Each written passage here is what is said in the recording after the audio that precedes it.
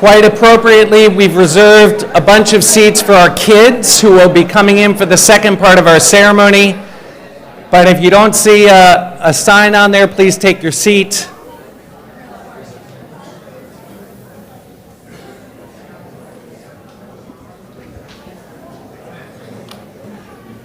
And now that we've asked you to take your seat, please rise.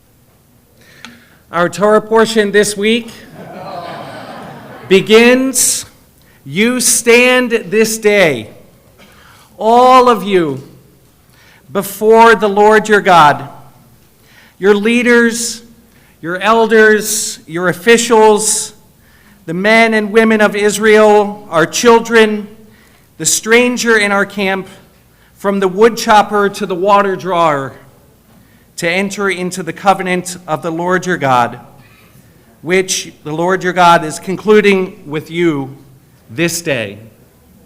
Today we stand in the words of the Psalm, "Zeh hayom asa Adonai, nagila v'nismecha bo." This is the day that the Lord has made, and we shall rejoice upon it. And let us say, Amen. Amen. Please be seated.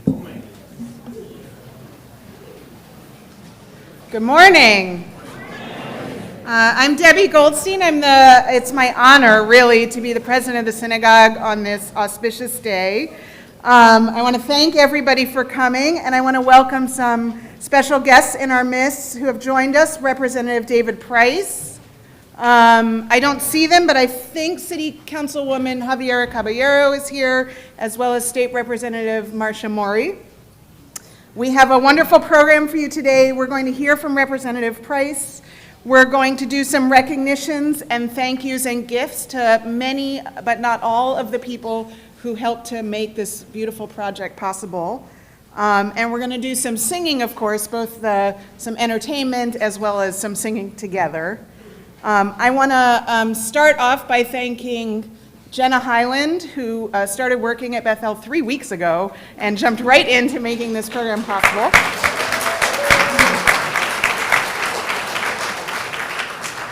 And I want to also thank Andrea Ginsberg, who I try not to enlist in too many projects, but said yes immediately when I asked her to plan this program, and she just did a beautiful job.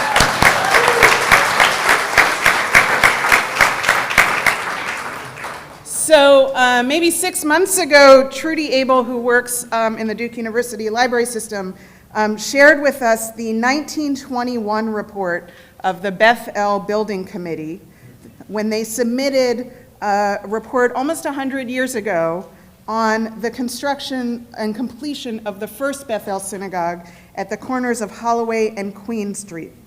The building had a seating capacity in the main area of 350 people, and the total cost of construction was $40,000. They wrote proudly, "Durham may lay claim to possessing the finest synagogue in the South.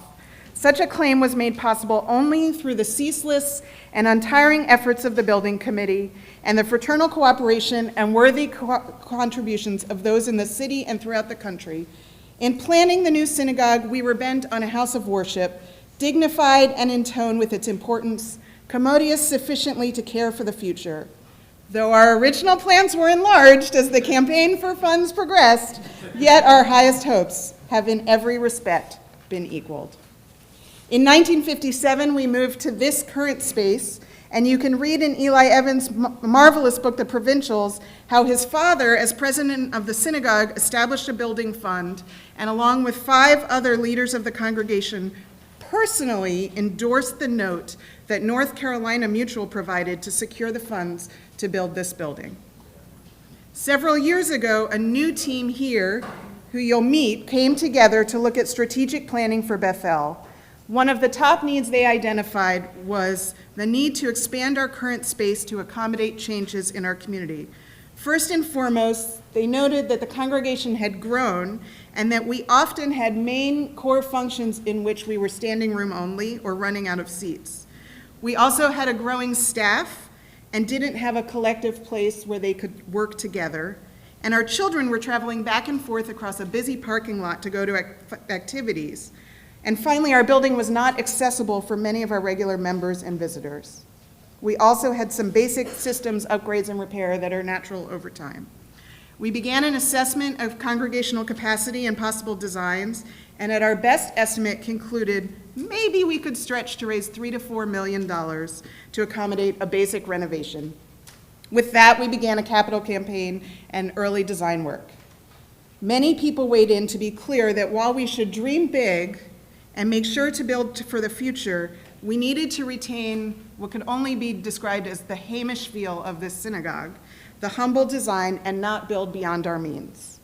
As everyone knows, this congregation and many supporters beyond it exceeded our wildest expectations and ultimately raised over $6 million, allowing us to build a synagogue that matched our very real needs.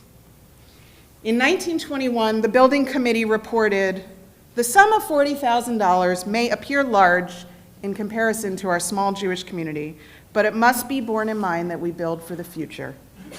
They said, "The synagogue is not just a house of worship, it's a community center, and it sends a message to the entire community what the Jewish community represents, saying, the synagogue should represent nothing less than the maximum effort, energy, and sacrifice of the community."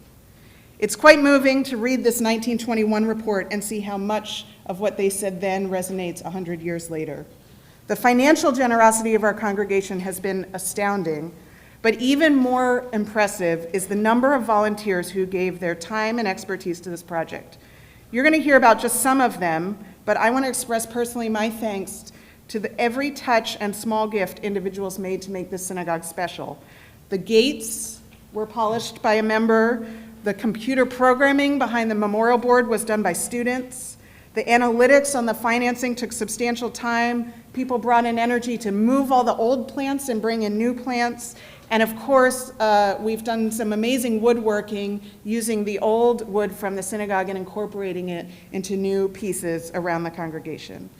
It's a testimony to what a special community have that so many people gave their time and passion to the little details of this synagogue.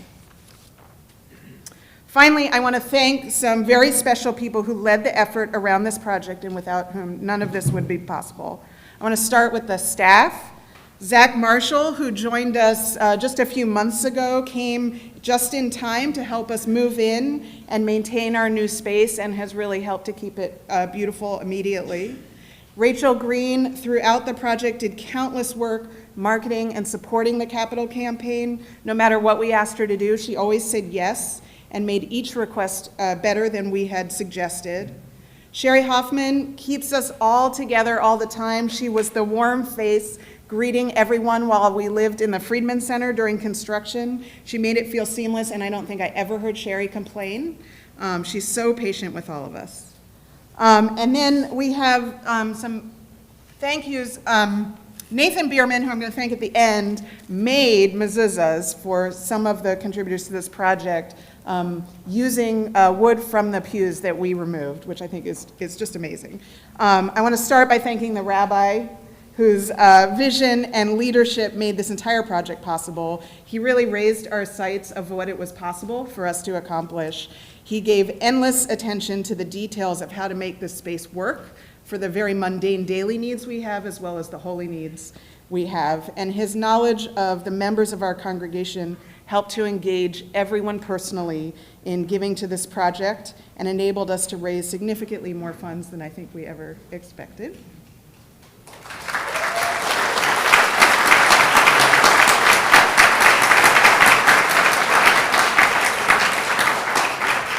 I want to thank Alan Friedman, who joined us in June last year. I don't think he had any idea what he was getting into, even though we warned him. He came right in the middle of construction. He actually never was with us when we were in the old building, so he was doing it blind, and jumped in enthusiastically to oversee just an endless, amazing number of details. He was always calm, or when things were maybe not so calm, he took a deep breath and said, "It's going to be fine. Here's what we're going to do," and was at the forefront of keeping the interests of the synagogue in mind always. So we have a mezuzah for Alan.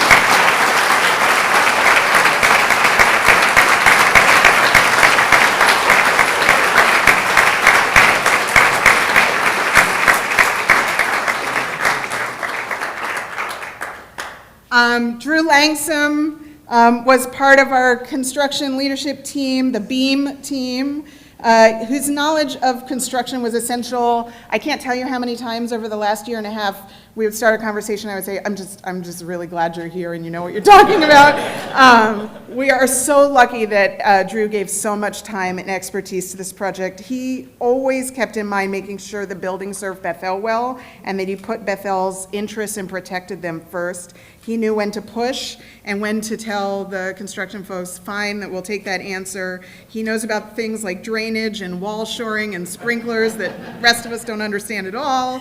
But we could really trust that if Drew said this was the way to go, it was the way to go. And although he takes everything seriously and is pretty tough, he is a total joy to be around and always a smile on his face. And we couldn't have done this without you.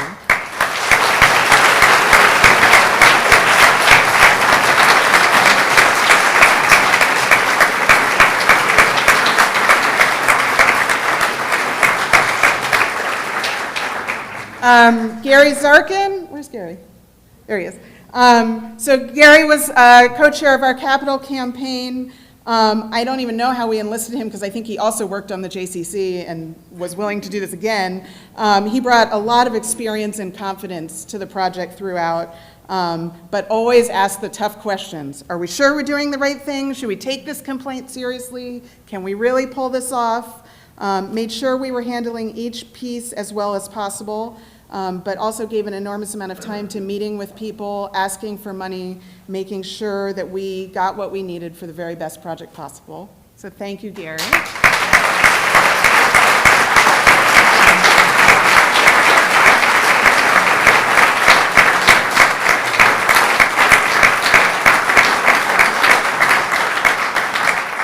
Sandy Berman was our other BEAM co-chair, and Sandy made this an incredible labor of love. I think it really was basically a full-time job. I know that Sandy loves musicals, and to me, she is the Bernadette Peters of this project. She is tough as nails and was willing to be the bad guy anytime we needed it. But all that said, she got to know each person on this project personally, knew their story and what motivated them. She was always fabulous fun and stylish and committed to taking the stewardship of the quality and who Bethel is a community very seriously. And I think this whole project could not have happened without Sandy's attention to the whole thing. And another delight of this is I didn't know Sandy very well before we started, and we've become great friends, and I just really treasure everything you've done.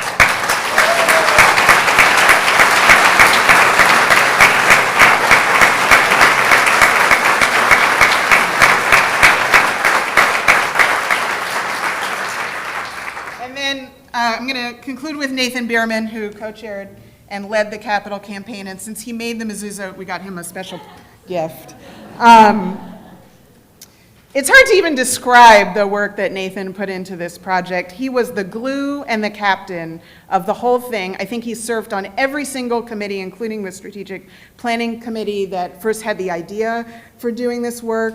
He kept going every time we raised a doubt or a question about whether it was a good idea or possible. He never got upset. He was always positive and just said, well, let's have breakfast. Let's sit down. Let's think about this again, and thought of another solution for how to move it forward. His vision and his relentless attention to traveling far and wide, meeting with anybody who wanted to talk, to resolve their concerns or enlist them in giving to the project, just made it possible. He took everything in stride, kept going, and it was really Nathan who said, I think we're going to raise more than we originally planned. I think we should raise the goal and expand the project a little bit. And just totally phenomenal, and none of this would have been possible without Nathan's leadership. So since you made the mezuzot, we had Steve Herman make you a tzedakah box. out of the pews.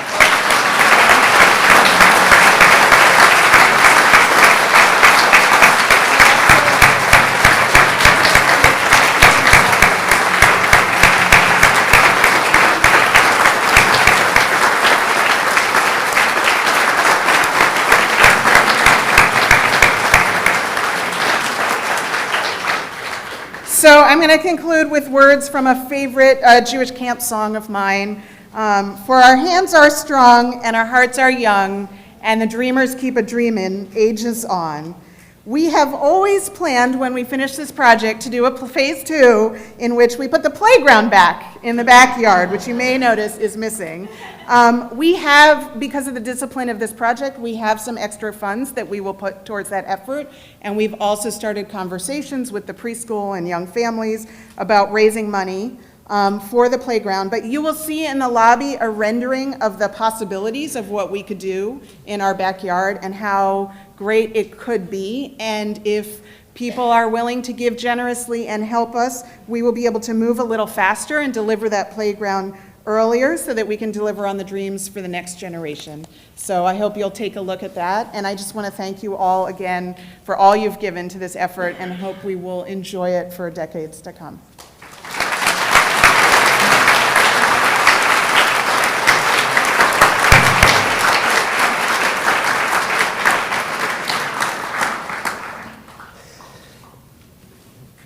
It's my honor. We want to welcome again Representative David Price and his wife Lisa, and we're honored to call forward Representative Price to offer a few words on this auspicious occasion.